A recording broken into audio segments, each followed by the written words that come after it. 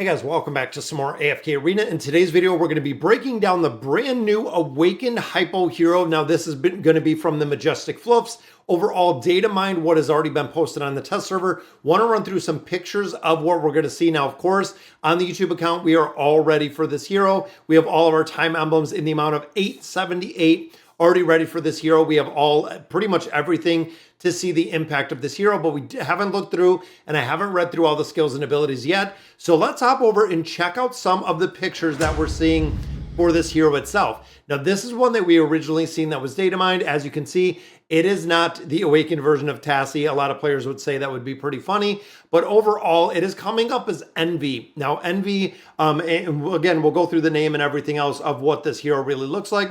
But again, there's quite a few, and you'll notice in here the heart. Now, there is a part, and I believe this is part of the build. It looks kind of off in the picture here, but I know some players were kind of commenting on the heart in relationship to the abilities. Like I said, we'll go through those in just a minute, but there is quite a few little pictures in here. I really like that. It's pretty sharp looking, even though I believe it is a male character. Has like almost like a pin, like a sword weapon, does have the horns in there as well.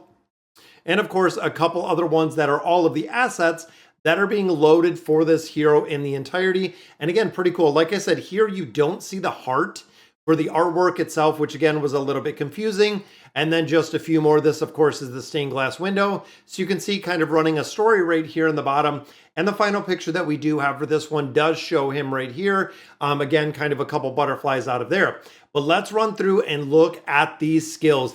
Now, Envy is Envydiel, the Venomous Desire. So again, this is from the Majestic Fluff Spire over there. So definitely want to check it out. Want to run through the skills and abilities. It is a hypo hero. It is also Agility Ranger. So pretty interesting there. We have continuous damage and then we have the debuffer right there. So let's run through what these skills and abilities do look like in their entirety, so we know kind of exactly what we're getting into. So this, of course, is going to be the ultimate ability. So it has a passive part in it. For every so many normal attacks, the next normal attack will be enchanted, and each strike of the enchanted normal attack will do extra damage equal to so much of the target's health. That is very important right off the bat, because as the target max health gets higher, thinking level deficiency, this is going to make a big difference, not to exceed so much of the attack rating. So it is going to be capped in there. Now, the active ability places the Shadow Core back into his chest. Like I said, I believe that is around what the heart is, gaining the power stored within it and dealing so much damage to nearby enemies, knocking them down, then transforming into the Avatar of Envy for a certain amount of time.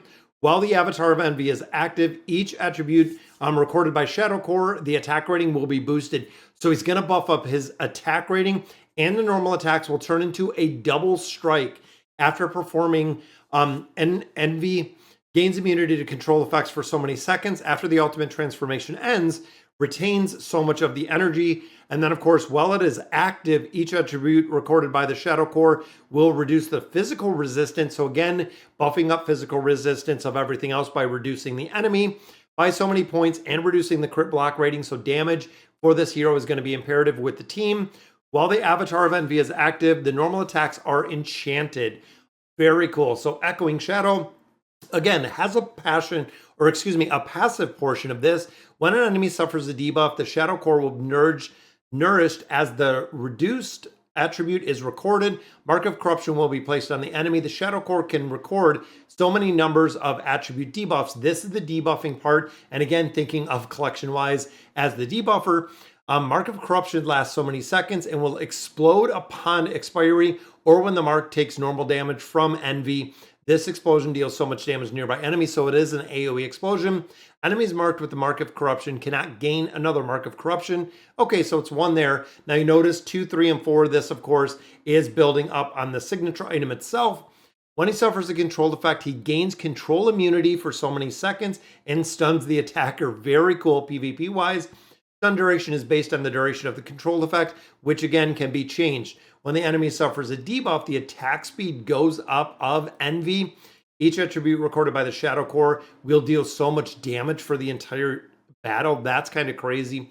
Each strike of a normal attack dealt to an enemy with Mark of Corruption, the range and final explosion damage will be increased, and then Mark of Corruptions deal so much more explosive damage to marked enemies.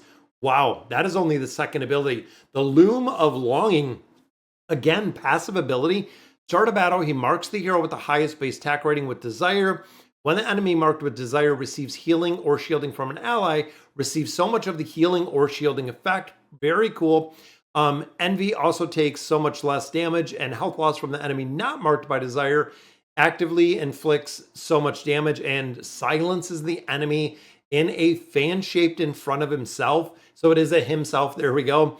While Avatar of Envy is in effect, he will also pull the enemies in the area and effects towards himself. So very similar to Aziz, he's going to pull the enemies in and have the ability to silence them. I hope that does include silencing the ultimate abilities. When an enemy marked by Desire becomes untargetable, invincible, or immune, also receives the same effect. Very cool. When an enemy marked with Desired actively uses a skill other than their ultimate, cooldown of the skill is reduced by so many seconds. This effect can be triggered up to so many times per enemy, which is crazy. Then, of course, the fourth ability, Sinful Feast. The instantly slashes enemy hero, dealing so much damage, stealing attack rating based on the enemy buff that currently give the highest percentage boost to attack rating. Those attack rating boost lasts for so many seconds, not to exceed.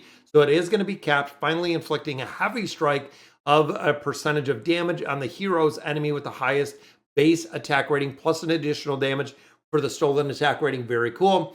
E30, E60 right here. Duration of the stolen attack rating is increased, and then enemies take extra damage of the stolen attack rating for a certain amount of seconds. Now the Awaken skill in here. So the Blossoming Vengeance, for each attribute on an enemy hero that is reduced by a debuff, the enemy takes so much more damage from normal attacks for the entire battle. Remember, this is going to amplify the normal attack damage that they're doing on here, including this hero's normal attack damage, up to a maximum increase of so much. For each attribute recorded by the Shadow Core, allied heroes will gain so much attack speed, which is going to be huge. If an allied hero attack speed is greater than 0, then every point of attack speed will grant so many points of life leech and increase their normal attack damage. This could make it through the roof with like a Raku and a couple other heroes that were very, very dependent on the normal attack speed. For a maximum attack speed, we might see a rise back of Raku with this hero in itself. Very, very cool to see. Again, this is going to be a hero that should be up patch notes on Wednesday. Fingers crossed we do see some updates for the collections, maybe some Field of Stars, maybe some additional changes to our Draconic heroes. Again, fingers crossed with what we do have coming. But ultimately, we know we are going to be getting 50 emblems out of here. Also, with the stained glass window, everything else, we're going to have some additional copies of heroes that we can pull. Now, of course, if you're not building any Awakened hero as it sits right now, wait to see exactly what this hero is, where they're going to be used, where he's falling in the tier list. So definitely give it a little bit of time before you just run out and build a hero like I will on day one. But all right, guys, so that is going to do it for today's video. Let me know in the comments what you guys think. And as always, thank you guys for watching.